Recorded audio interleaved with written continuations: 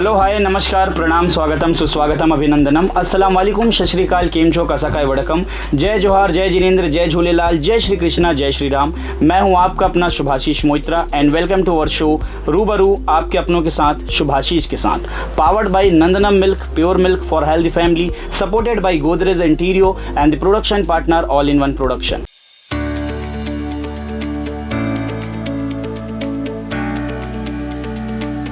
कुछ लोग होते हैं जो यह कहते हैं कि मैं एक बहुत अच्छा इंजीनियर बनूंगा, कुछ लोग होते हैं जो यह कहते हैं कि मैं एक बहुत अच्छा डॉक्टर बनूंगा, लेकिन बहुत कम लोग ही ऐसे होते हैं जो यह कहते हैं कि मैं तुम्हें एक बहुत अच्छा इंजीनियर या डॉक्टर बनने के लिए तैयार करूंगा।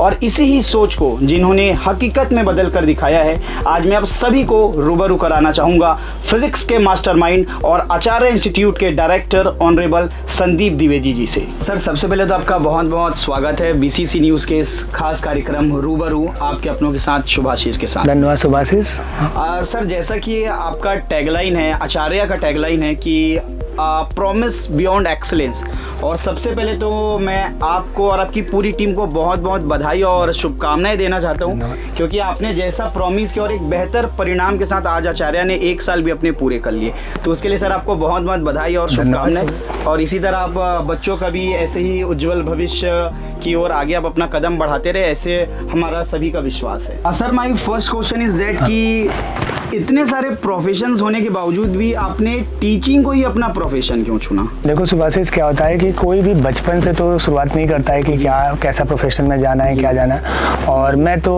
एक किसान की फैमिली से आता हूँ ज़्यादातर, तो इतना कुछ तो कभी सोचा नहीं था।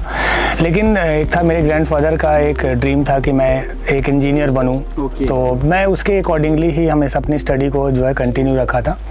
जब मैं कॉलेज में पहुंचा तो कॉलेज के बाद कॉलेज जब मैं एक तो इससे पहले मैं अगर जाऊं तो थोड़ा मैं जब आईआईटी की प्रिपरेशन करता था, तो मेरे जो टीचर्स थे, जैसे मैं इलाहाबाद में भी पढ़ा हूं और साथ साथ मैं कोटा में भी पढ़ा हूं, तो अगर वहाँ पे देखा जाए कि जो है कि अगर हम कोटा में जैसे हम पढ़ते थे तो वहाँ पे जो टीचर्स थे, कुछ ऐसे टीचर थे जिनकी मैं पर्सनालिटी देखता था, उनका वे ऑफ टीचिंग देखता था, मैं बहुत अट्रैक्ट होता था उस वक्त। तो एक था पहले से कि कभी मैं उस प्लेटफॉर्म पे पहुँचूँ या वहाँ पे जाऊँ, तो वो एक अंदर एक सॉफ्ट कॉर्नर बन गया था उस चीज़ के लिए।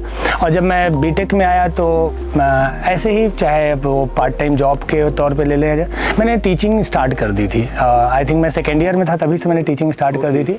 और फिर धीमे धीमे इंटरेस्ट डेवलप होने लगा, तो इंटरेस्ट डेवलप होने लगा। और लाइफ में जब कोई चीज़ें एक डिसाइड करने का मोमेंट आता है, तो डिसाइड करते टाइम पे मैंने ये देखा कि ये प्रोफेशन है जहाँ पे मैं कुछ अलग कर सकता हूँ। कुछ मेरे फ्रेंड्स थे, उन्होंने भी सजेशन दिया था, तो फिर मैंने इसी पे कंटिन्यू कर दिया आगे और कोटा से स्टार्ट किया, फर्दर अभी यहाँ पे हूँ।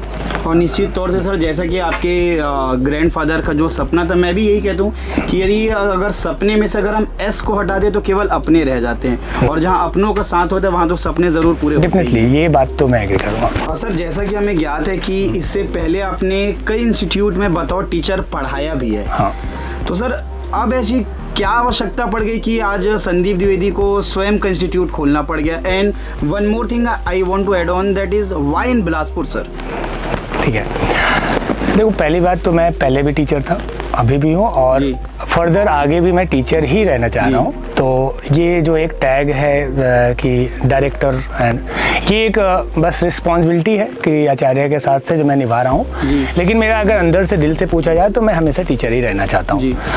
और रही बात कि बिलासपुर में खोलने की, तो कुछ पर्सनल रीजंस भी थे कि मुझे था कि मैं यहीं पे सेटल होना है, तो इस वजह से था कि बिलासपुर में अगर अच्छे प्लेटफॉर्म्स मिलते हैं तो definitely I will work there, तो वो एक था। अब अलग अलग इंस्टीट्यूट में पढ़ाना है तो ऑब्वियस है, जब कोई स्टार्ट करता है कोई चीज़ें तो कहीं ना कहीं रहता है कि वो जॉब तो करेगा, क्योंकि जॉब से एक्सपीरियंसेस मिलते हैं, सारी चीज़ें रहती है। तो मैंने भी स्टार्ट वहीं से किया था, अलग अलग इंस्टीट्यूट में पढ़ाया। और पढ़ाते वक्त भी एक चीज़ रही है कि पढ़ाते वक्त मैंने कभी भी ये नहीं सोचा कि मेरे को कभी इंस्टीट्यूट खोलना है, ऐसा कोई मेरा ड्रीम नहीं था। मेरा हमेशा का ड्रीम ये रहा है कि जो बच्चे मेरे से पढ़ रहे हैं, जो चीज़ें हैं अभी करेंटली, जो चीज़ें मुझे मिल रही हैं, मौका जहाँ मिल रहा है, उसमें कितना बेस्ट कर दिया जाए। और वही करता गया। और जब फाइनली जो आचार्य इंस्टीट्यूट की अगर हम बात करें तो कि आचार्य इंस्टीट्यूट कैसे खुला, तो वो तो बाय हार्ट मैं बोल रहा हूँ कि मेरे को खुद भी नहीं पता जी। वो एक सर्कमटेंसेस अचानक कोविड के टाइम पे क्रिएट हो गया, जो जहाँ पे लास्ट वर्किंग डेज था। को भी बताना चाहूँगा कि ऐसे समय में सर ने संस्थान की शुरुआत की जब शहर लॉकडाउन चल रहा था, कोविड का पूरा प्रोटोकॉल चल रहा था जी प्लीज। तो उसके लिए क्या था कि वो ऐसे सर्कमटेंसेस बने, और मैं अगर वन वर्ड में बोलूँ तो बस अपने सेल्फ रिस्पेक्ट को बचाने के लिए मतलब मैंने आचार्य खोला था। और thanks to all parents and other peoples, जिन्होंने बिलासपुर के जो खास तौर पे लोग हैं जिन्होंने मेरा बहुत ज़्यादा सपोर्ट किया। अदरवाइज़ उसके बिना तो आचार्य पॉसिबल नहीं था। बहुत सारे ऐसे डॉक्टर्स हैं, मेघानी सर, गिरी सर, और भी बहुत सारे लोग हैं। इस साइड बजाज सर हैं, और मतलब नाम लेना ही टफ पड़ जाएगा, बहुत सारे लोग हैं। तो बहुत ऐसे पेरेंट्स हैं जिनका पर्सनल अटेंशन था कि नहीं आप मतलब वो इस इंस्टीट्यूट को अपना मानते थे। तो वो जो एक कॉन्फिडेंस मिला मेरे को, मैं कभी भी सोचा भी नहीं कि मेरे को इंस्टीट्यूट खोलने के बाद ऐसा कोई डर था कि कोविड था या कुछ था। बस मैंने स्टार्ट कर दिया, पढ़ाना शुरू किया, और ऐसा था कि अब वो जो आपने एक बात हो ना, आवश्यकता क्या पड़ी जी। तो वो मुझे पहले तो नहीं पता था, लेकिन अभी आचार्य में जो रिस्पॉन्ड है, जिस तरीके से बच्चे हैं अभी और जो रिजल्ट आया, मुझे लगता था किसी एक आवश्यकता थी। हाँ सर, आपने इस दौरान एक शब्द का जिक्र किया, सेल्फ रिस्पेक्ट, आत्मसम्मान। इसमें अगर थोड़ा कुछ विस्तार से बताएं तो शायद आई थिंक ये कंट्रोवर्शियल हो जाएंगी चीज़ें जी। सेल्फ रिस्पेक्ट, लेकिन बात इतनी है कि अगर आप कहीं भी वर्क कर रहे हैं, कोई चीज़ कर रहे हैं, तो ये आप देखिए सब लोग अपनी अपनी तारीफ़ करते हैं अपने तरीके से, लेकिन मैं तारीफ़ की बात नहीं बता रहा हूँ। बस मेरा एक था कि मैं बहुत डेडिकेटेड रहा हूँ अपने वर्क को लेकर। तो मैं कहीं भी काम कर रहा हूँ, कोई भी चीज़ें कर रहा हूँ, तो मैं बहुत डेडिकेशन के साथ करता था। तो और मैं कभी फर्दर के लिए नहीं सोचता था कि फ्यूचर में क्या कैसा होगा, जो कि मेरे घर वाले या मेरे जो क्लोज है वो बोलते भी थे बात कि इसका क्या फ्यूचर है, कैसा। तो जब अगर कोई पर्सन उस तरीके से वर्क कर रहा है और उसके बाद कुछ ऐसे चीज़ें मिलें जो कि आपको अनएक्सपेक्टेड हों, तो वहाँ पे एक हो जाता है कि सेल्फ रिस्पेक्ट के कहीं ना कहीं ब्रेक हुआ या चीज़ें ख़त्म हुई है, तो उसको मेंटेन करना पड़ेगा। और ऐसे कुछ एलिगेशंस लग जाएं, तब फिर तो लगता है ना कि आपको एलिगेशंस लगने के बाद अगर आपके पास भी है या किसी पर्सन का एलिगेशन लगता है, उसके बाद दो ही ऑप्शंस होते हैं, या तो वो छोड़ के आगे बढ़ जाए, आगे बढ़ने का मतलब है वो प्लेस छोड़ दे या वहाँ से आगे, या तो है उसका फेस करे। तो मुझे लगा कि सेकंड ऑप्शन बेटर, तो मैंने फेस किया और अच्छा रहा जो भी किया। नहीं, निश्चित तौर से सर। और आज आचार्य के साथ संदीप सर और आपकी पूरी टीम बिलासपुर ही नहीं बल्कि प्रदेश के हर कोने कोने तक अपने जो ज्ञान का दीपक है वो पहुंचा रही है। तो उसके लिए बीसीसी न्यूज़ की तरफ से हम आपको धन्यवाद करते हैं कि एक बहुत अच्छा शैक्षणिक संस्थान आपने शहर को दिया है। Thank you sir. आज आपके पढ़ाए हुए बहुत सारे बच्चे IITs, NITs और देश प्रदेश के कई बड़े बड़े इंजीनियरिंग और मेडिकल कॉलेज में पढ़ाई कर रहे हैं। तो उन्हीं में से कुछ बच्चों और अभिभावकों से हमने बात करने की कोशिश की, तो उन्होंने आपके लिए कुछ कहा है, हम आपको दिखाना चाहते हैं। हेलो एवरीवन, मैं Tanisha Agarwal. I am in IIT Delhi currently and pursuing engineering. मैंने लास्ट ईयर अपना JEE एडवांस क्लियर किया था। मैं इस अचीवमेंट के लिए थैंकफुल हूँ Acharya institute and Sandeep Dwivedi sir को। उनके गाइडेंस और उनके मोटिवेशन और उनकी स्ट्रैटेजीज़ की वजह से मैंने फर्स्ट अटेम्प्ट में JEE क्लियर किया और अपने ड्रीम कॉलेज में जा पाई। उन्होंने कभी भी डीमोटिवेशन नहीं होने दिया, हमेशा मोटिवेट किया और आगे बढ़ने के लिए प्रेरित किया। And I'm very thankful to all of them and the entire Acharya team and my subject teachers. Hello everyone, मेरा नाम उज्जवल सिंह है। मैंने इस साल नीट के एग्ज़ाम को क्लियर किया है। ये मेरा सेकंड अटेम्प्ट था। मेरे इस सक्सेस में सबसे बड़ा हाथ आचार्य इंस्टीट्यूट और इनके सारे टीचर्स का है। Sandeep sir, Ashutosh sir, Shashi sir, इन सब ने मुझे बहुत ज़्यादा मोटिवेटेड रखा। उन्होंने मेरे हर डाउट्स को क्लियर करने में मेरा हेल्प किया है। क्वेश्चन को कैसे फेस करना है, कैसे बिना पैनिक किए एग्ज़ाम को अटेम्प्ट करना है, इन सब चीज़ को उन्होंने सिखाया। इसके अलावा मैं अपने पेरेंट्स का बहुत शुक्रिया अदा करना चाहूँगा, क्योंकि उन्होंने हमेशा मुझे कैसे और अपने आप को इम्प्रूव करना है, कैसे अपने आप को डाउन टू अर्थ रख के हायर सक्सेस की तरफ बढ़ना है, ये सब चीज़ सिखाएं। मैं अभी AFMC का मेडिकल कैडेट होना चाहता हूँ। काउंसलिंग के बाद मैं AFMC के लिए ट्राई करूँगा और मैं फ्यूचर में इंडिया का one of the leading neurosurgeon या कार्डियो सर्जन बनना चाहता हूँ। Thank you. हेलो, मैं उज्जवल सिंह का फादर हूँ। मेरे बेटे ने इस साल नीट क्रैक किया है और उसका ये सेकंड अटेम्प्ट था। इस सक्सेस में आचार्य इंस्टीट्यूट के डायरेक्टर श्री संदीप सर और सारे फैकल्टीज़ का पूरा बहुत बड़ा योगदान है, महती योगदान है उनका।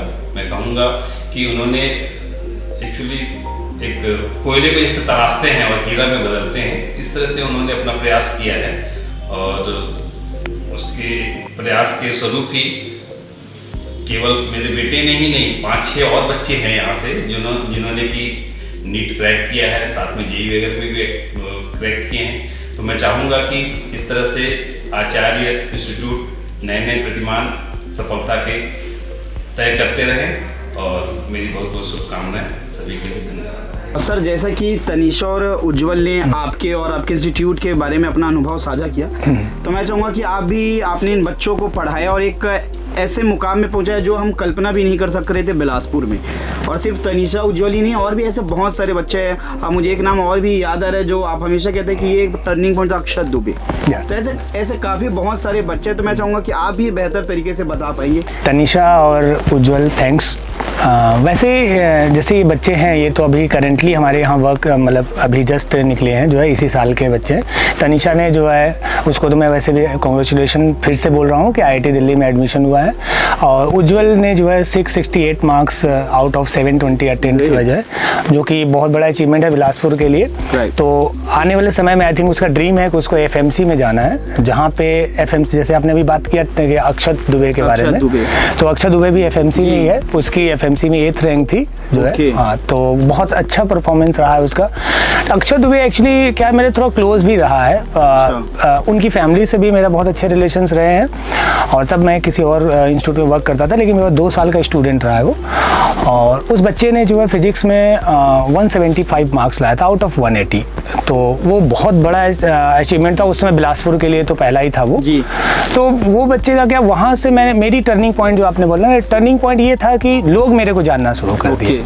और हो सकता है आपको पता हो या मैं बता सकता हूँ कि IIT नीट के लिए जो सब्जेक्ट होता है फिजिक्स, थोड़ा सा वो डिफिकल्ट माना जाता है। और अगर डिफिकल्ट सब्जेक्ट में आप इतने अच्छे स्कोर करते हैं तो वैसे ही थोड़ा सा हो जाता है कि हाँ कुछ अलग कर रहे होंगे। तो बस वही था। और तनीषा उज्जवल के लिए तो हमेशा से रहा है कि ये तनीषा हमारी 2 साल की स्टूडेंट रही है, और उज्जवल भी 1 से 1.5 साल रहा है यहाँ पे।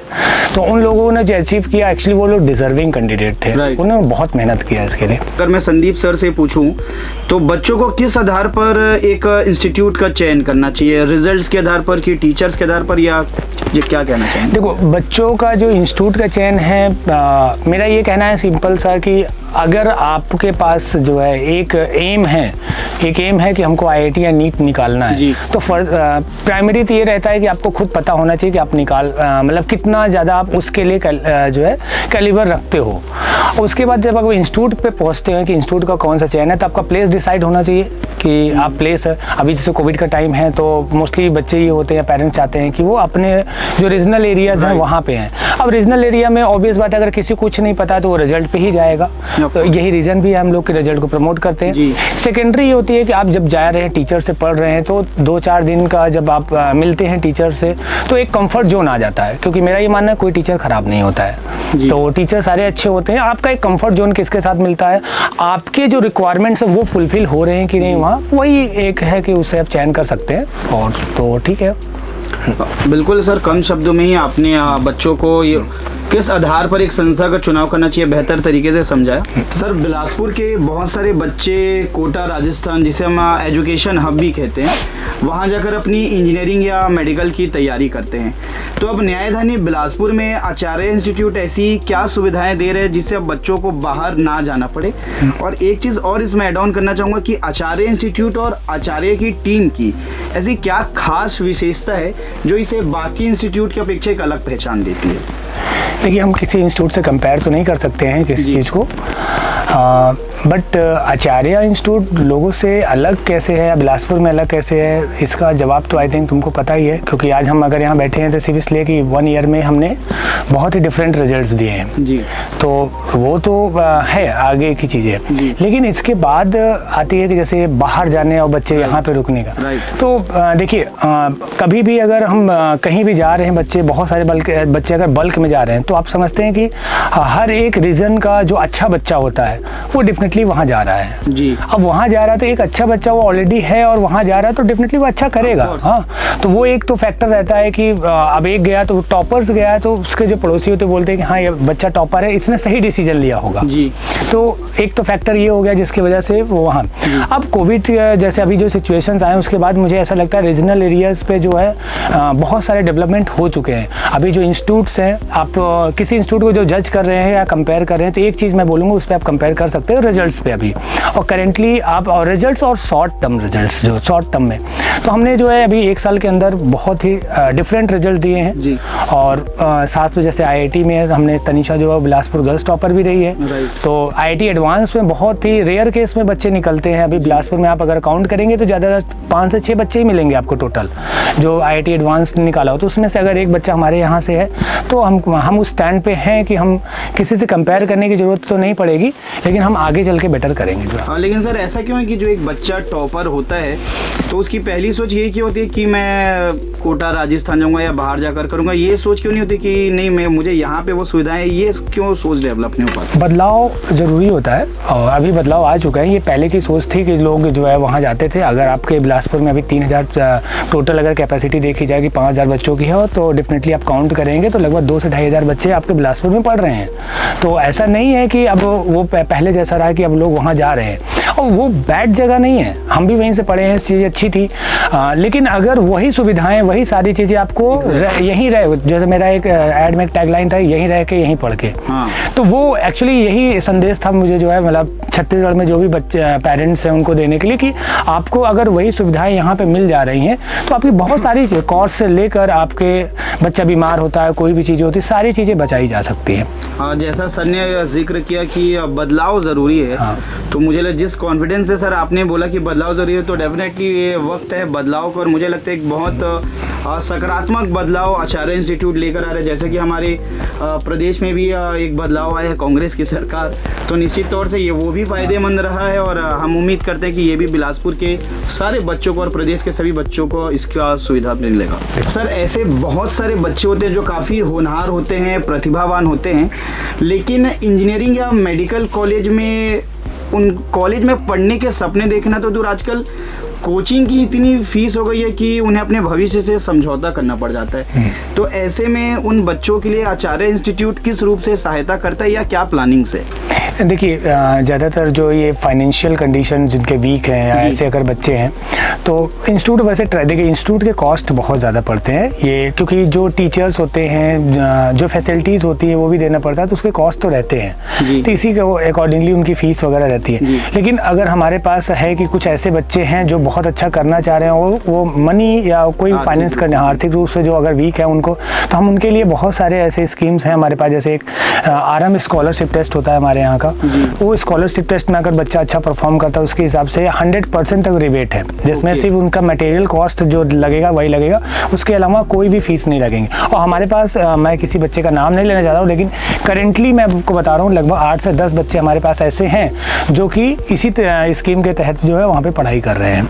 तो आने वाला जो समय रहेगा हम लोग कुछ इसके लिए प्लान भी कर रहे हैं कि कुछ ऐसे एग्ज़ाम्स या कुछ ऐसे स्कीम कंडक्ट किए जाएँ जिसकी वजह से रूरल एरिया और जो गांव के बच्चे भी हैं वो भी इसके साथ कनेक्ट हो पाए। हम हिंदी मीडियम का जो बैच चला रहे हैं, हिंदी मीडियम का ड्रॉप बैच, क्योंकि हिंदी मीडियम के बच्चों को ज़्यादातर ये दिक्कतें आती हैं, तो हम उनके लिए भी एक स्कीम रखें, उनकी फ़ीस को कम रखें और साथ साथ में जितना हो पाए उतनी फैसिलिटीज़ हम उनको ज़्यादा से ज़्यादा प्रोवाइड कर पाएँ। सर जैसा कि आपने जिक्र किया हिंदी मीडियम का, तो आजकल देखा गया कि एक हिंदी मीडियम का बच्चा जो होता है वो अंग्रेजी मीडियम के बच्चों से अपने आप को थोड़ा कमज़ोर समझने लग जाता है या कमज़ोर आंकलन करने लग जाता है अपना।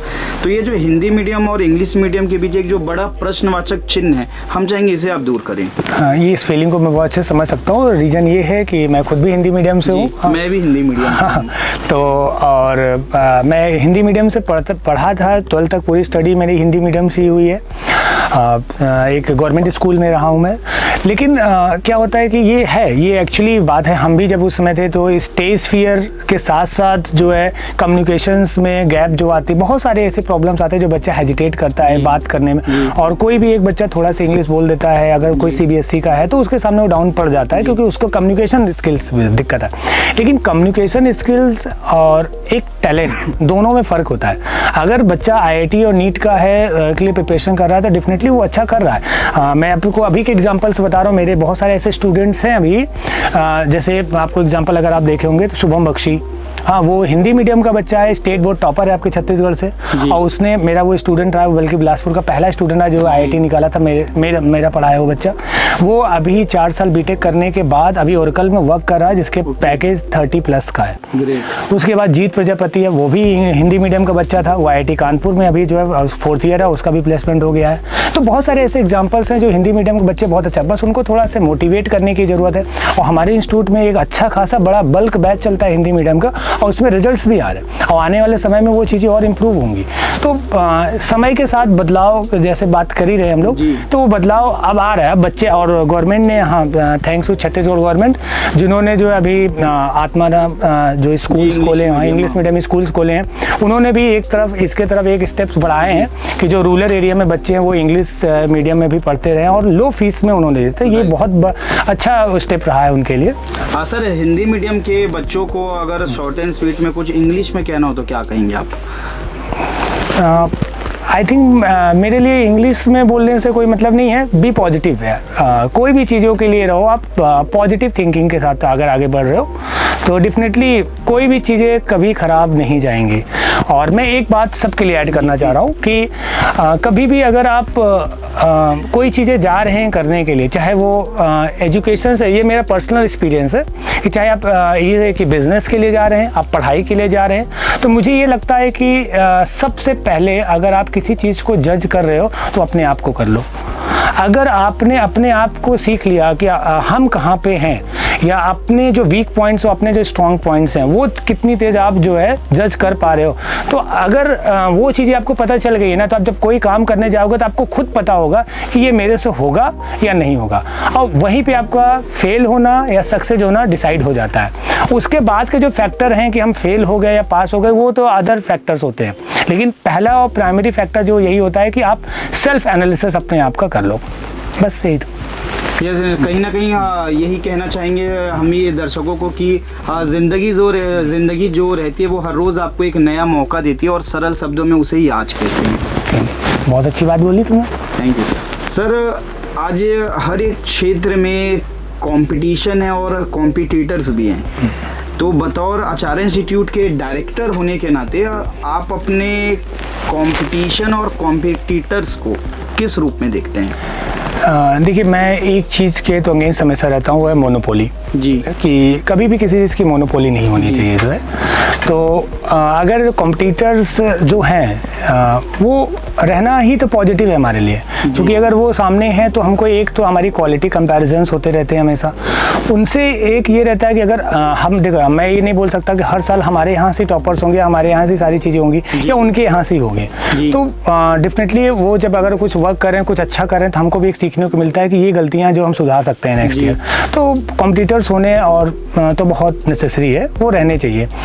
बात है कि हम एज अ डायरेक्टर अगर मैं बोलूँ तो मेरा एक थीम बहुत पहले से क्लियर था, जो है कि मैं उसको फॉलो नहीं करता हूँ कि जो सिस्टम या जो प्रोसेस में लोग सक्सेस हो रहे हैं वही एक प्रोसेस है या वही एक सिस्टम है। आप डिफरेंट सिस्टम और डिफरेंट प्रोसेस से भी उस पाथ पे या उससे बेटर कर सकते हो। तो मेरा उनसे बस यही रहता है कि मैं उनसे सीखता हूँ चीज़ों को, लेकिन मेरी जो थिंकिंग है और जो मेरे वर्किंग स्टाइल है वो डिफरेंट ही रहती हैं और आगे भी डिफरेंट ही रहेंगे। तो अगर मैं पूछूं कि आचार्य का अगर कोई कॉम्पिटिटर्स है या हो सकते हैं, तो आप क्या कहना चाहेंगे इस विषय में? अब ऐसा तो नहीं बोल सकते हम किसी के लिए कि जो है कि कौन कॉम्पिटिटर्स होगा, ये कहना चाहेंगे कि Acharya is best. Now time Bilaspur के लिए अगर हम बोलें तो Acharya is the better option and going to be best. Sir, हमारे खतरनाक सूत्रों से पता चला है कि क्लासरूम में आपका एक सिग्नेचर डायलॉग भी होता है जो अक्सर आप बच्चों से कहते रहते हैं, तो मैं चाहूँगा उस बारे में कुछ आप बताएं। क्या ऐसी चीज़ें जो बच्चों को काफ़ी कनेक्ट करती है? जब मैं उनसे डिस्कस भी कर रहा था, तो प्लीज़। कैसे डायलॉग्स हैं? ये तो मुझे लगता है, अगर एक मुझे जहाँ तक है कि आप हमेशा कहते रहते कि सब मोह माया है बेटा, तो ये, और एक और मैंने सुना है कि आप कहते हैं कि यार दूसरे के शादी में इन्वॉल्व रहोगे तो तुम्हारी शादी नहीं हो पाएगी। तो ऐसे बहुत सारे आप कह रहे थे, मैं भाई क्या इसके लॉजिक थोड़ा प्लीज। रिसर्च अच्छा किए हो। जी, पूरी टीम है, कपिल शर्मा कहते हैं पूरी एक बड़ी टीम है रिसर्च की एक लोगों की। नहीं ठीक है। ये जो सब मोह माया है ये तो एक्चुअली बस बच्चों के लिए भी है, और हमने भी सोचा था कि इसको एक टैग लाइन रहता है तो बस बोलते, वो डायलॉग्स थे वो चलते गए, और ये पिछले 5-6 साल से मैं बोलता रहा हूँ क्लास में, तो वो बस एक टैग लाइन बन गई। और उसका मतलब था कि मैं हमेशा बच्चों को ये बोलता हूँ, स्टार्ट तो ऐसे भी हुआ था कि जैसे मान ली बच्चा कोई पढ़ रहा है और बगल में कोई गुजर रहा है तो वहाँ से देख रहा है, तो मैं उसको बस यही बोलता हूँ बेटा मेरे पे फोकस कर और सब मोह माया है। अच्छा, हाँ, ओके। तो वो एक रहता है। और दूसरी बात वहाँ भी आ जाती है कि जब हम इस पे बात करते हैं कि कोई बच्चा डाइवर्ट हो रहा है किसी चीज़ों में, अब उसमें मोह माया में सिर्फ आप एक ही साइड में न ले जाएं चीज़ों को। बहुत सारे ऐसी चीज़ें होते हैं आजकल सोशल मीडिया से लेके घूमना टहलना सा, तो मैं उनको एक लाइन में बस डायलॉग में दे देता हूँ कि ये सारी चीज़ें जो है एक साइड और पढ़ाई एक साइड है, तो इसलिए एक रहता है कि जब भी कुछ होता है तो सब मोह माया। ये शादी वाला क्या चक्कर है सर, इसको भी थोड़ा बताइए एक बार। आजकल के बच्चे क्या होते हैं कि एक्सक्यूज बहुत देते हैं। अच्छा। तो और अभी तो जैसे लॉकडाउन के बाद अचानक खुला तो शादियों का तो बाढ़ आ गया है पूरा। तो हर बच्चा बोलता है सर मेरी मौसी की शादी है, मेरे चाचा की, मेरे मामा की शादी है, अच्छा। ऐसा है। तो वो एक कहता है कि तो बहुत अपसेंट होते हैं क्लास में, और वो डिसकंटिन्यूटी बहुत दिक्कत आती है। तो मैं वही उन लोगों को बोलता हूँ कि भाई अगर दूसरों की शादी करवाओगे तो खुद की कभी नहीं होगी। अच्छा। हाँ, तो ज़्यादातर ट्राई यही करें कि दूसरों की शादी में इन्वॉल्व ना हो और अपनी शादी के लिए फ्यूचर प्लान करें। तो शादी की बात चल रही है तो कुछ बच्चों का भी ये सवाल था। बच्चों का ही बच्चे ही आप समझ सकते हैं। तो संदीप सर कब शादी कर रहे हैं? ये तो यार ये डिसाइडेड हो चुके अभी औपचारिक रूप से इसे नहीं ऐसा तो कुछ नहीं है, डिसाइडेड वगैरह तो कुछ नहीं है, लेकिन समय आएगा, प्रतीक्षा करो, समय आएगा। हमें बिल्कुल बेसब्री से इंतजार रहेगा इसका। आएगा। सर फिजिक्स मतलब संदीप द्विवेदी और संदीप द्विवेदी मतलब फिजिक्स, तो सर ऐसी कौन सी टेक्निक से आप पढ़ाते हैं कि बच्चों को फिजिक्स जैसा कठिन सब्जेक्ट भी सरल लगने लग जाता है? और इससे पहले कि आप इसका जवाब दें, बच्चों ने आपके लिए इस बारे में कुछ कहा है, मैं आपको दिखाना चाहूँगा please. Acharya Institute and Sandeep sir, I would like to say that they have given me a really new and a wonderful experience, because I have not thought that physics could be a subject where I can excel, but from a basic level, means not that good marks, but still I'm improving myself in physics, means I'm scoring better and better in every test. So I would like to say that I really like it. एक NEET के student के लिए physics भी like most favourable subject था, and जब मैं पढ़ना start की नीट के लिए तो आई वाज लाइक कि मैं फिजिक्स कैसे करूँ। Then I met Sandeep sir भी लाइक एक मोटिवेशन है मेरे लिए फिजिक्स में। अगर मुझसे जो चीज़ नहीं बनती है, संदीप सर ऐसे बताते, ट्रिक्स बताते हैं, उनके कुछ जुगाड़ है, और उस जुगाड़ पे अगर आप कर लिया, उसको समझ लिया अच्छे से, then your whole physics is very good. Sandeep sir, जब मैं डिमोटिवेट हो जाती हूँ ना, सब संदीप सर ही है कि मेरे को बोलते हैं हाँ बेटा तुम कर सकते हो, you can do it, and he is like a guardian to me. वो जैसा पढ़ाते हैं, उनके क्लासरूम में जो इन्वायरमेंट रहता है, इन्वायरमेंट क्लासरूम में ही नहीं, पूरे जो आचार्य का इन्वायरमेंट है वो बहुत ब्यूटीफुल है। तक पढ़ा स्कूल में तो एक अलग सा पढ़ाते थे, और जब मैंने यहाँ ज्वाइन किया 11th में तो एकदम अलग ही मेरा फिजिक्स से एकदम मेंटेलिटी बदल गई फिजिक्स को लेके। संदीप सर ने मतलब मुझे फिजिक्स के एक अलग डायरेक्शन दिया फिजिक्स पढ़ने का। तो उन्होंने उनके जो क्वेश्चंस कराने के जो स्किल्स हैं, एक अलग उनका वे ऑफ टीचिंग है, वो बहुत मुझे इम्प्रेस करता है। उनका जो एक अलग क्वेश्चन करने के अलग जुगाड़ बताते थे, जिससे दो पेज का सॉल्यूशन हमारे 2 लाइन में बन जाते थे। संदीप सर से 2 साल पहले मिला था, उन्होंने मुझे 2 साल फिजिक्स पढ़ाई और मुझे बहुत अच्छा लगा। फिर मैंने सोचा कि मुझे IIT का प्रोफेशन करना है और मुझे कोटा जाना है, पर इतने रिसोर्सेज और मम्मी पापा की कंसल्ट ना होने के बाद मैं संदीप सर से मिला और उन्होंने कहा कि यहाँ पे भी वैसा ही सेम एटमॉस्फेयर और माहौल रहेगा। उसके बाद मैं यहाँ पे ज्वाइन हुआ और 1 साल बाद मुझे रिजल्ट दिखा कि जो फिजिक्स कोटा और यहाँ कोटा में पढ़ाई जाती है वह सेम फिजिक्स मुझे यहाँ भी मिल रहा है। वहाँ के नोट्स और यहाँ के नोट्स मैंने कंपेयर किए तो दोनों सेम ही थे, इसलिए अब मुझे लगा कि मेरा डिसीजन यहाँ पे रहना और संदीप सर के साथ कंटिन्यू करना बहुत अच्छा था। आने से पहले मैं बहुत वीक था, स्पेशली फिजिक्स में। मेरे को बायो लेने का भी मन नहीं था, मैं मैथ से दूर भागना चाहता था। बट उसके बाद मैं संदीप सर से मिला। संदीप सर ने जो मोटिवेट करते हैं हमें, उनकी हर एक बात इतनी अच्छी होती है कि उनके थोड़े से मोटिवेशन में हम कुछ चीज़ अच्छा ही कर जाते हैं। और हमारे संदीप सर तो है ही, जो फिजिक्स में बहुत अच्छा कराते, वो ऐसे ऐसे टिप्स बताते, उनके हिसाब से जो जुगाड़ बताते हैं वो बहुत काम का रहता है। एंड ट्रस्ट मी, वो आपको ऐसे मोमेंट्स में याद आएगा जब आपको बड़े बड़े फॉर्मूलाज याद नहीं आते। और यहाँ की जो फैकल्टीज़ है, खासकर फिजिक्स वाले जो संदीप सर है हमारे, वो मतलब फिजिक्स उनसे जब से पढ़ रहा था तब से। जी सर, बताएं आप। इसमें जैसे ये दिव्यांश अग्रवाल है जो है, ये तनिषा का भाई है। अच्छा, तनिषा अग्रवाल का भाई है जी। और इसमें जितने भी बच्चों का आपने बाइट लिया है, कैसे लिया है मुझे नहीं पता जो है, क्योंकि ये मेरे को नहीं पता, मेरे इंस्टीट्यूट में लिया गया है जी। तो इसमें जितने भी बच्चे हैं, एक तो ये सारे बच्चे आपको एक या साल बाद, क्योंकि 11th में है जी, 1 साल बाद आप इन्हीं का इंटरव्यू लेंगे, ये मैं श्योर बोल रहा हूँ, क्योंकि ये सारे बच्चे बहुत ब्रिलियंट है पढ़ने में। अब बात है, जैसे आपने एक ऐड किया स्टार्टिंग में मास्टरमाइंड, तो मैं पहले ही बता चुका हूँ कि फिजिक्स के बहुत सारे टीचर्स हैं इंडिया में, क्या पढ़ाते हैं। मैं तो उनके सामने, कुछ ऐसे टीचर्स हैं जिनके सामने मैं तो मतलब नेग्लिजिबल हूँ, कोई मतलब नहीं है। वैसे तो सबका, आपने भी एक नाम तो सुना होगा एस सी वर्मा सर का, जो कि उनकी बुक्स इतनी सारी चलती हैं। मैं भी कुछ ऐसे टीचर्स हैं जिनको मतलब एडमायर कर सकता हूँ, कि बोल सकता हूँ कि मैं उनकी चीज़ों को कभी न कभी देखा था, या उनकी जो वर्किंग स्टाइल्स हैं। अनुराग मिश्रा सर हैं, उनकी बुक्स भी हैं और वो बहुत अच्छा करते हैं। नितिन विजय सर हैं, जो कि ब्रिलियंट टीचर हैं, मतलब वो तो बहुत है। मैं उनसे कभी पढ़ा नहीं हूँ, लेकिन मैंने देखा है जितना उनको, जितनी सारी चीज़ें वो बहुत ही अच्छा पढ़ाते हैं। तो बहुत सारे ऐसे टीचर्स हैं। मैंने बस ये ट्राई किया कि बिलासपुर में उभरता हुआ जो आ रहे हैं वो हमारे संदीप द्विवेदी सर हैं। Thanks for it. लेकिन क्या है कि जब बिलासपुर में मैं आया ना, तो मेरे को ये एक चीज़ लगा कि एक तो है फिजिक्स तो थोड़ा टफ पड़ता है, लेकिन मुझे ऐसा लगा कि मैं चीज़ों को थोड़ा अच्छा कर सकता हूँ।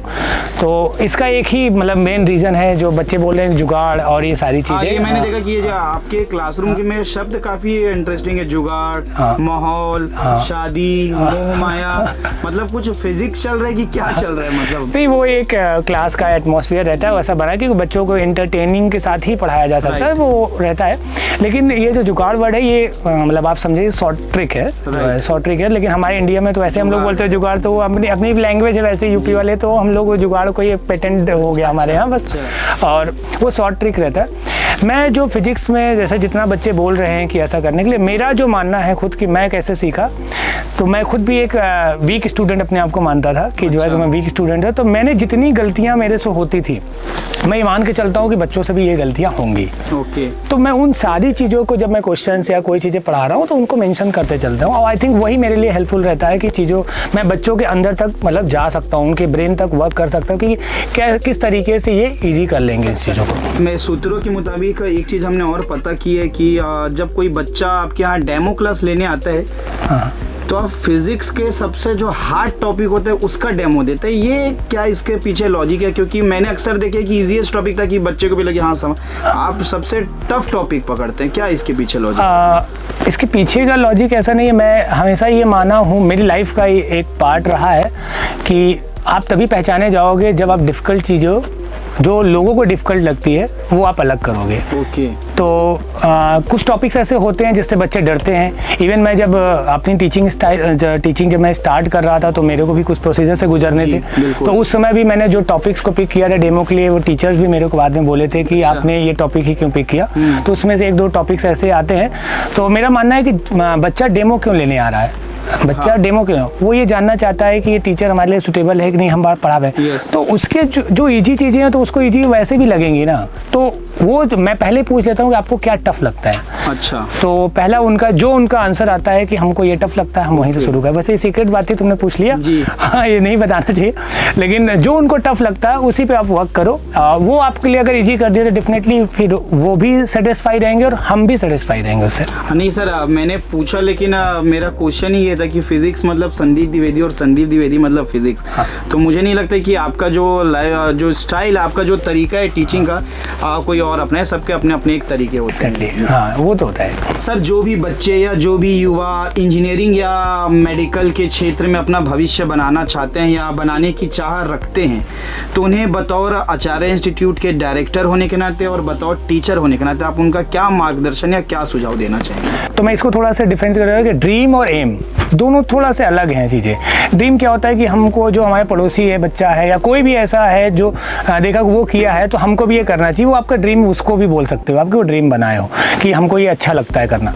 लेकिन अगर आपने एम बना लिया है किसी चीज़ को करने के लिए कि आपको IIT निकालना है या नीट निकालना है, तो मेरा बहुत ही क्लियर सजेशन है कि आप जब तक जहाँ से आप स्टार्ट किए हो कि आप यहाँ से हमको पढ़ना है, वहाँ से सारी चीज़ें छोड़कर सिर्फ एक फोकस बनाओ कि हमको IIT निकालना है, नीट, और उसके लिए हमको क्या क्या करना चाहिए, क्या क्या करना चाहिए या कितने टाइम देना चाहिए, कितनी ज़्यादा ज़रूरत है, जो ज़रूरत है उसी के अकॉर्डिंगली अपने आप को बदल लो, क्योंकि बदलाव के बिना तो आप वहाँ तक नहीं पहुँच पाओगे।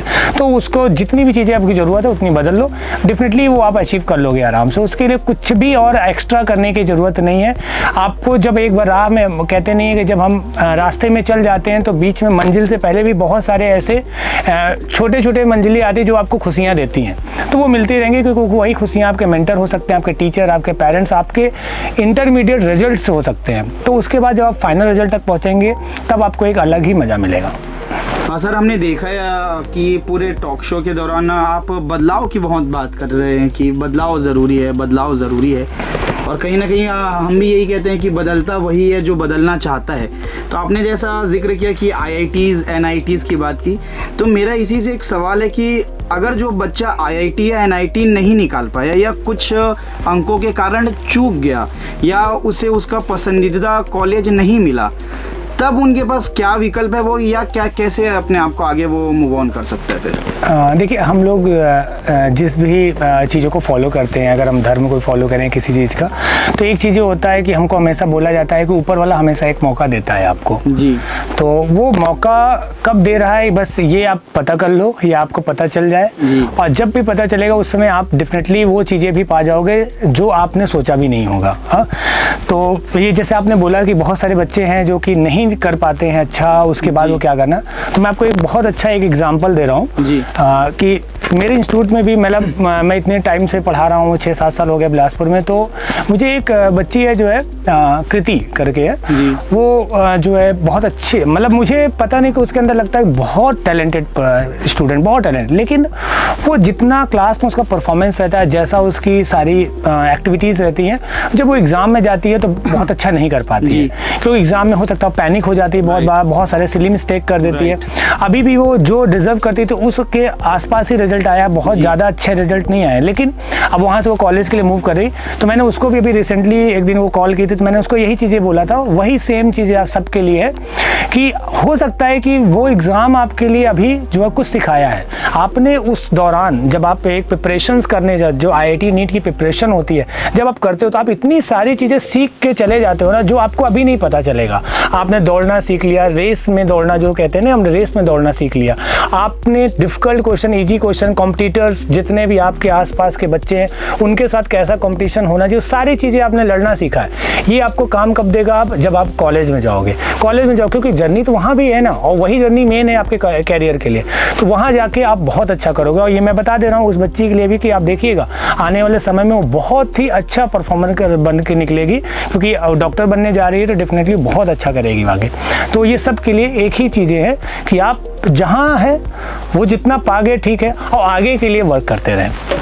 हाँ सर, कुछ मैं सभी को तो नहीं कहूँगा, लेकिन कुछ बच्चों का ऐसा परसेप्शन भी रहता है कि यदि मैं IIT की तैयारी करूँ तो मेरा टीचर भी IITian होना चाहिए।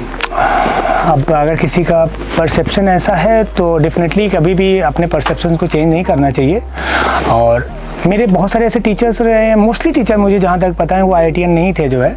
और मैं ये भी बोल सकता हूँ कि मैंने भी IIT क्वालिफाई किया है, लेकिन मैं भी IIT कॉलेज से नहीं हूँ। अगर आज हम यहाँ बैठे हैं तो कुछ तो आपने भी देखा होगा मेरे अंदर जी, और तो डेफिनेटली ऐसा ज़रूरी नहीं है, लेकिन अगर किसी को लगता है तो रिग्रेट नहीं होनी चाहिए चीज़ें। अगर उसको लगता है कि हम एक IITian से पढ़ना चाहिए तो बहुत सारे ऑप्शंस हैं, आप वहाँ भी जाके पढ़ सकते हैं। हाँ, आप कंपेयर करना चाह रहे हैं तो दोनों जगह जरूर पढ़ के देखें। सर, हमने आपकी फेसबुक और इंस्टाग्राम की भी जांच पड़ताल की है। जैसा मैंने पहले भी बताया, बहुत बड़ी रिसर्च की टीम है एक लोगों की हमारी, जिसमें मैं ये इंक्लूड हूँ सिर्फ। तो वहाँ हमने देखा कि आपने लिख रखा है कि T=0 now, what ever be your position start moving. तो ये जब मैंने पढ़ा तो ना, मुझे वो 3 इडियट्स की मूवी का एक डायलॉग याद आ गया जिसमें टीचर कहते कि अरे भाई कहना क्या चाहते हो। तो सर क्या ये T=, मेरे तो कुछ पल्ले ही नहीं पड़ा सर ये। आई थिंक तुम कॉमर्स बैकग्राउंड से? जी, कॉमर्स बैकग्राउंड। एक्चुअली ये जो है थोड़ा से फिजिक्स लैंग्वेज है जी, और इसके बहुत सारे मीनिंग्स निकलते हैं। आप किस तरीके से इसको अप्लाई करते हैं जी, मैं भी इसको अप्लाई करता हूँ जी। हम बोलते हैं हमारे फिजिक्स लैंग्वेज में कि टाइम कभी भी निगेटिव नहीं होता है, मतलब पास्ट की चीज़ें हो जाती हैं वो, तो टाइम हम निगेटिव नहीं है। तो फिजिक्स का मतलब यही होता है कि जितनी चीज़ें ऑब्जर्व हो रही हैं, जितनी चीज़ें हैं, वो सब चीज़ें जो है प्रेजेंट में होनी चाहिए जी। तो कभी कभी बहुत सारे बच्चों को रिग्रेट होती है कि हमारा सर, हम जैसे हमको बहुत सारे बच्चे बोलते हैं बात कि सर हम पहले क्यों नहीं आए यहाँ पे, तो या 11th में पढ़ लिए होते अच्छा, या 10th से पढ़ लिए होते, तो और किसी के बहुत अलग अलग प्रॉब्लम्स रहती हैं। तो उसके लिए एकदम सटीक डायलॉग है कि आप जहाँ कहते हैं ना, हम लोग पुराने टाइम से जब जागे तब सवेरा जी, सेम चीज़ वो मैटर करता है कि आप जहाँ से स्टार्ट कर रहे हो। यही लिख देते जब जागो तब सवेरा, इतना कठिन लिख दिया हमें तो बाप रे उसका समझी नहीं। तो मेरा लैंग्वेज फिजिक्स है तो डेफिनेटली हम तो मास्टरमाइंड कहते हैं हम आपको। तो वो उसका मतलब यही है कि आप अपने पीछे की चीज़ों के लिए रिग्रेट ना हो, आप जितना पीछे बेस्ट कर पाए करें, लेकिन अगर आपको लग गया कि पीछे सब कुछ मिलने वाला नहीं है तो आप अपने पोजीशंस को वहीं पे सेट करें और वहाँ से ऑब्जर्व करें और स्टार्ट मूविंग का मतलब वही कि आगे दौड़ते रहें आप बस। तो कंटिन्यूअस जो एक चीज़ें बनी रह जाएंगी और ऑब्जर्वेशन जो रहेगा वो सिर्फ आपका वहीं से काउंट होगा जहाँ से आपने उसके पोजीशन को सेट किया है। तो सेम चीज़ रहेगा। इससे क्या होता है, बच्चों को कम से कम रिग्रेट फील नहीं होता है। Sir, now it's time for the rapid fire round. तो मैं शुरुआत करता हूँ कि अगर संदीप द्विवेदी टीचर ना होते तो क्या होते?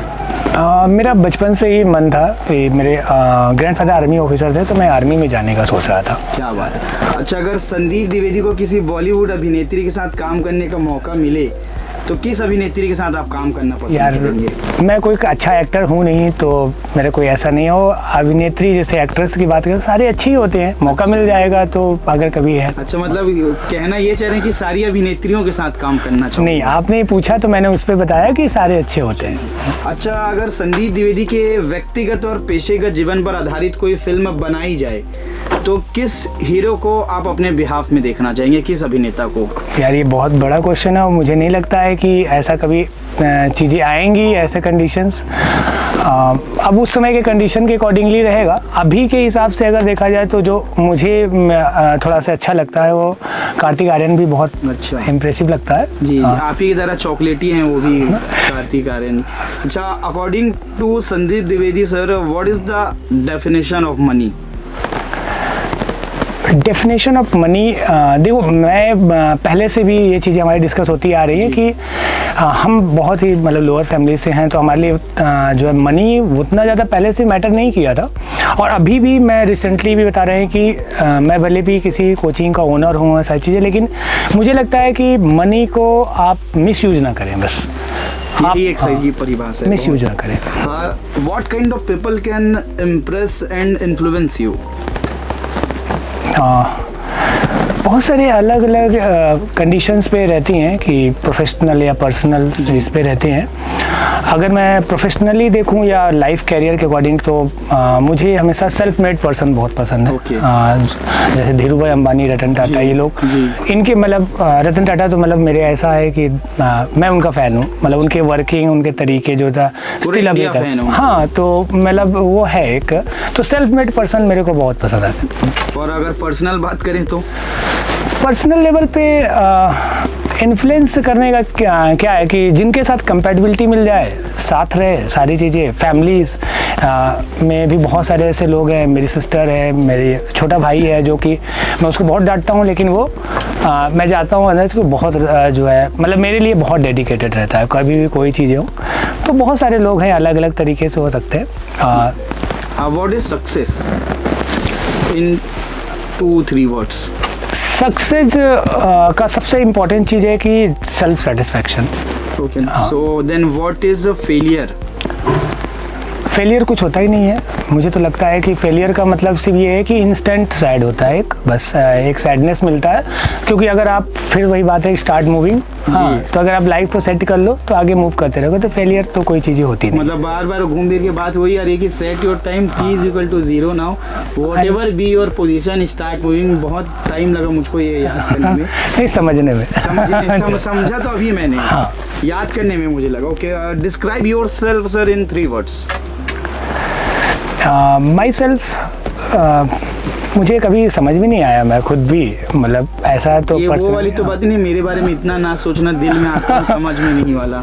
नहीं, मैं खुद भी मतलब ये बोल सकता हूँ कि मैं खुद भी नहीं समझ पाया अपने आप को कि मैं क्या, क्योंकि मैं बहुत वर्सटाइल वर्क भी करता हूँ कभी कभी। बस मुझे ये लगता है कि मैं अपने काम के प्रति बहुत ईमानदार हूँ। मुझे ऐसा लगता है, अब ये तो बाहर के रिव्यूज़ होंगे जो जैसा होंगे, तो मैं यही एक चीज़ कह सकता हूँ कि मैं बस जो चीज़ें करने, हाँ ये कह सकता हूँ कि मैं जो चीज़ें करना है वो करते रहो, बस उसके लिए ज़्यादा सोचो मत कि इसका प्लस क्या जाएगा और माइनस क्या जाएगा, क्योंकि अभी जो मेरे दोस्त हैं वो मेरे को हाई रिस्की पर्सन बोलते हैं इस कंडीशंस के अकॉर्डिंगली, कि मैं रिस्क बहुत लेता हूँ। और रिस्क है तो इश्क है, कह सकते हैं। चलिए, what is the difference between like and love? ये मैं दोनों वे में पूछ रहा हूँ, प्रोफेशनली इसमें क्या होना चाहिए और पर्सनली, क्योंकि एक युवा भी आपको, आप यूथ आइकॉन है, ये एक युवा है, तो युवा चाहते हैं कि शिक्षा के साथ साथ कुछ जो और भी चैलेंजेस रहते हैं उससे भी वो समझे। तो basically what is the difference between like and love? अब देखिए, ये लाइक एंड लव से बेटर जो है आपका अगर वर्ड्स होना चाहिए वही जो मैंने अभी पहले कि ड्रीम एंड एम। ओके, तो वो सिमिलर है थोड़ा से। लाइक मतलब लाइक इज मतलब ड्रीम है और क्या, लव इज एम, एम है वो। तो एक लास्ट रहता है कि आप अगर किसी को कोई लव तो अलग अलग रीजन में अलग अलग चीज़ें पे वो डिस्क्राइब कर सकता है, तो ये वही चीज़। और जहाँ तक मेरा मानना है कि युवा के लिए बोलना, तो मैं बस एक ही बात बोलता हूँ, हमेशा बोलूँगा कि आप जो है अपने आप को पहले पढ़ लो। आप क्या हो, आप कैसा कर रहे हो, और आप क्या कर सकते हो और क्या नहीं कर सकते हो, ये आप ही को सिर्फ पता होता है। अगर आप वो पढ़ लिए तो आप कोई भी काम करने से कभी पीछे नहीं रहोगे। सर, एक टीचर की छवि कैसी होनी चाहिए? डिपेंड करता है, अपने अंदाज में भी समय लेकर भी कह सकते हैं, क्योंकि एक छवि का देखो यार क्या होता है कि चीज़ें मेरे को बहुत ज़्यादा मैं सोचता नहीं हूँ, मतलब मैं दूसरों का रिव्यू तो नहीं दे सकता किसी चीज़ के लिए। मुझे ऐसा लगना चाहिए कि सपोर्टिव होना चाहिए, और सबसे इम्पॉर्टेंट चीज़ है कि अपनी बातों को नहीं थोपना चाहिए। मतलब बच्चों की बातों को ज़्यादा सुनो तो ज़्यादा बेटर है, क्योंकि उनको क्या चाहिए, क्योंकि आपके पास आप हो सकता है कि आपके पास बहुत नॉलेज है, बहुत सारी चीज़ें हैं, लेकिन बच्चा अगर ले ही नहीं पा रहा है या वो कैपेबल नहीं है, तो आप जो है मतलब थोड़ा सा कहीं ना कहीं आपके और बच्चे के बीच में कंफर्टेबिलिटी नहीं मिलेगी। तो मेरा मानना है कि आप बच्चों को देखो कि बच्चे क्या कर रहे हैं, अगर उनकी चीज़ को सेटिस्फाई कर रहे हैं तो आप बेटर ऑप्शन रहेगा कि आप अच्छे टीचर बन सकते हैं, और मैं भी अभी उसी प्रोसेस पे हूँ बस। Sir, who is your role model और इंस्पिरेशन एंड व्हाई? ग्रैंडफादर है तो हम सभी कि आप उनसे इंस्पायर है, उनके अलावा हम जानना चाहेंगे। तो भी फ्रैंक यार, मैं बहुत बार ये आप अगर रिसर्च में थोड़ा सा चूक गए, वरना बच्चे से पूछते थे इसका आंसर वो लोग दे देते। मैं हमेशा उनको बोलता हूँ कि आप किसी को रोल मॉडल और क्या कह सकते हैं इंस्पिरेशन प्रेरणा नहीं बनाना चाहिए, क्योंकि बनाना चाहिए। हाँ, क्योंकि आप अगर किसी को, बहुत सारे ऐसे बच्चे मैं देखा हूँ, बहुत सारे ऐसे लोग हैं जो किसी को रोल मॉडल बना लेते हैं। मान लीजिए आपको यूपीएससी करना है तो आप किसी एक IAS ऑफिसर को रोल मॉडल बना लेते हैं, आप किसी आपको आप अभी एक्टिंग वो कर रहे हैं, मास कम्युनिकेशन से हैं, तो आपके लिए रहता है कोई पत्रकार होगा जो बहुत अच्छा करता होगा, लेकिन हम उसको जब रोल मॉडल बनाते हैं तो हमारे साथ एक प्रॉब्लम आती है कि हम कभी कभी ऐसे हो जाते हैं कि उसको वो क्या खाता है, क्या रहता है, कैसे रहता है, उसकी हर एक चीज़ को कॉपी करने लगते हैं। तो वो क्या होता है कि हमारा कैरेक्टर, भगवान सबको डिफरेंट बनाया था, हमारा कैरेक्टर उससे मैच नहीं करेगा। आपका रोल मॉडल है कि आपको वहाँ तक पहुँचना है आपके प्रोफेशन के अकॉर्डिंग। तो मेरा ये मानना है कि आप सबसे अच्छा है कि आप हर एक पर्सन से पॉजिटिव चीज़ें निकालो और जो आपके लिए आप उसको एब्जॉर्व कर सकते हो, आपके कैरेक्टर में वो फिट खाता है, उसको रखो और सारी चीज़ों को लेट इट बी। ये एक मुझे आज पहली बार एक अलग तरीके का उत्तर मिले। मैंने काफ़ी सारे इंटरव्यूज़ किए तो हर किसी ने बोले कि एक रोल मॉडल आप अपना बनाइए, आप अपना एक प्रेरणा स्रोत रखिए, आपका एक आइडल होना चाहिए जिससे आपको सीखने को मिले। बट संदीप सर ने जैसे कहा कि ठीक है, इस पर भी एक गहन चर्चा हो सकती है, हम अगले जब हम मिलेंगे तो ज़रूर इस टॉपिक पे भी चर्चा करेंगे। इससे पहले कि सर की आज के इस टॉक शो, इस क्वालिटी टॉक शो को हम एंड पर पहुँचे, कोई प्रश्न नहीं है, क्या कहना चाहेंगे आचार्य में जो बच्चे पढ़ रहे हैं उनके पेरेंट्स को, या जो सोच रखते हैं कि मुझे एक इंजीनियरिंग मेडिकल की तैयारी करनी है, जो भी आपका मन हो हमारे इस चैनल के माध्यम से आप कह सकते हैं। मेरा ये कहना है कि अगर जो है कभी भी आचार्य के लिए, अगर जो आचार्य में जो बच्चे पढ़ रहे हैं, जो पेरेंट्स पढ़ रहे हैं, उनके लिए तो सिर्फ मैं थैंक यू बोलूँगा कि उन्होंने मेरे ऊपर एक बहुत बड़ा ट्रस्ट रखा हुआ है, क्योंकि फर्स्ट ईयर में इतने सारे बच्चे हमको दिए हैं और एक अभी हम उस लेवल पे हैं कि एक बड़ा क्राउड इकट्ठा करके रखे हुए हैं जो है आचार्य में। तो हमारा यही रहेगा कोशिश कि जितने भी बच्चे वहाँ पे पढ़ रहे हैं वो जिस एक्सपेक्टेशन से आ रहे हैं हम उसमें बेस्ट से बेस्ट दे पाएँ।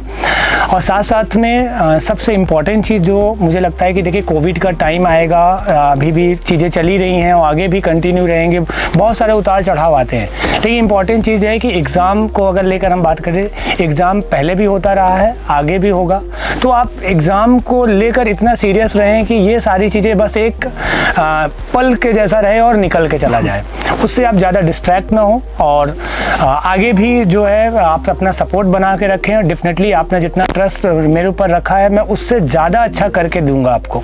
और आने वाला समय ये मैं बहुत इससे पहले भी एक प्लेटफॉर्म पे मैं बोल चुका हूँ, अभी दोबारा रिपीट कर रहा हूँ कि आने वाले समय में आचार्य इंस्टीट्यूट से आपको जो है सिंगल डिजिट रैंक देखने को ज़रूर मिलेगी। Thank you.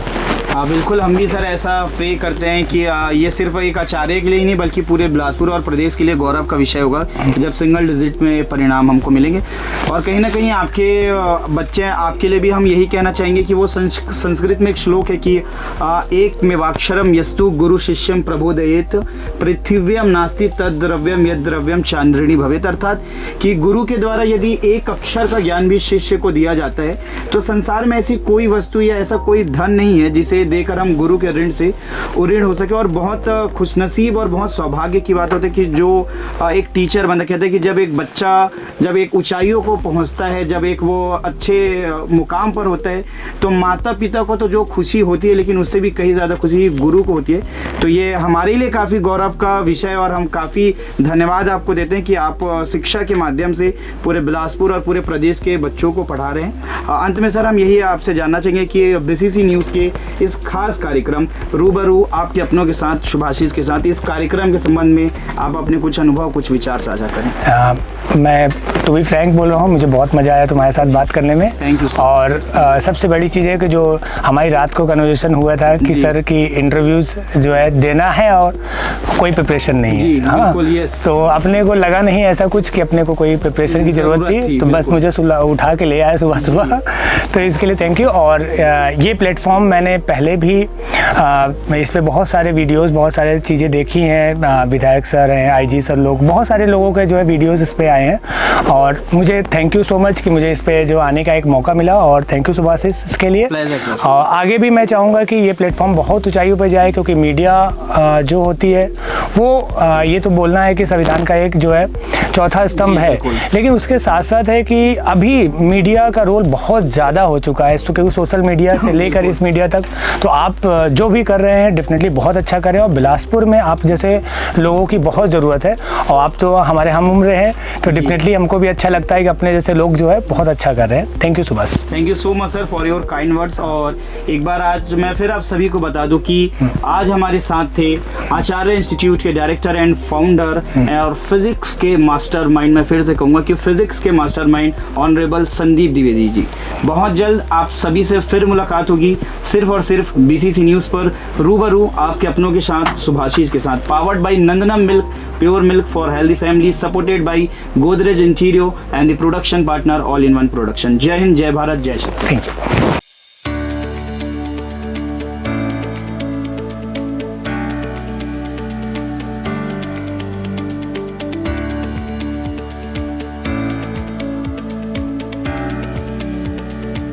तुम्हारे अंदर जो डेडिकेशन था, आज भी जो इस प्रकार से तुम पूछ रहे हो, तो तुम एक बहुत ही प्रतिभावान व्यक्ति हो, मुझे ऐसा लगता है, युवा हो, और तुम्हारा भविष्य बहुत अच्छा रहे। मैं यही कामना करूंगा तुम्हारी टीम के लिए भी। देखिए, आपका प्रोग्राम बहुत ही अच्छा प्रोग्राम है और क्योंकि जो विचार हमने रखे हैं वो आपके माध्यम से सभी यूथ पे जाएगा, सभी लोगों पे जाएगा और निश्चित रूप से मेरा ये मानना है कि जो कोई इसको सुनेगा, देखेगा, मोटिवेट होगा और डेफिनेटली उसका असर पड़ेगा और उसके माध्यम आप होंगे, आपका बीसीसी न्यूज़ जो है वो माध्यम होगी।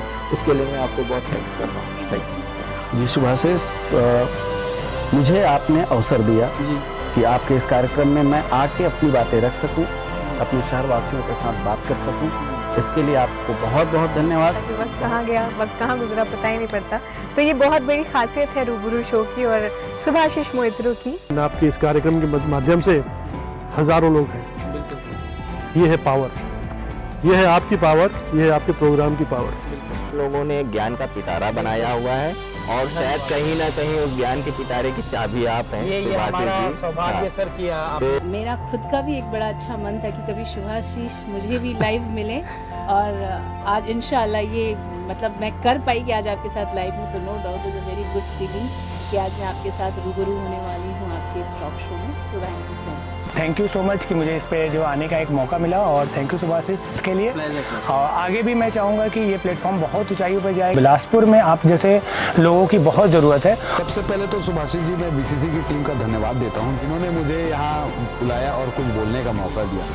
और मैं अपनी एक बात साझा करना चाहता हूँ कि मैं जब भी ये प्रोग्राम देखता, मतलब विगत कुछ समय से, तो सोचता था यार क्या मैं भी इस प्रोग्राम में कभी आ पाऊंगा या कभी कुछ बोल पाऊंगा अपने, मतलब एक रहता था। तो क्या होता है कि कभी कभी आप कुछ मांगते हैं रब से, तो सरस्वती जो है वो कहीं ना कहीं ईश्वर की कृपा आपके ऊपर बनी है। ये एक यूनिक चीज़ है, एक अभिनव प्रयास है और हमें भी आपके शो को देख के एक नए विधा के बारे में नई जानकारी मिलती है और उस बारे में अच्छी तरह से चीज़ों को समझने का मौका मिलता है। आपके इस कार्यक्रम के लिए मैं आपको शुभकामनाएं देता हूं और आगे ये परंपरा बनी रहे और कुछ और नई जानकारी मिले, इसके लिए हम हमेशा जिज्ञासु रहेंगे। इस दिन का इंतजार था और ये एक टीचर के लिए बड़े ही सौभाग्य की बात होती है कि उस टीचर ने जिसको पढ़ाया है आज एंकर के रूप में वो अपनी एक राष्ट्रीय अंतर्राष्ट्रीय स्तर पर अपनी पहचान बना रहा है, तो एक टीचर के लिए बड़ी सौभाग्य है। बिल्कुल, बहुत बहुत धन्यवाद सर आपका।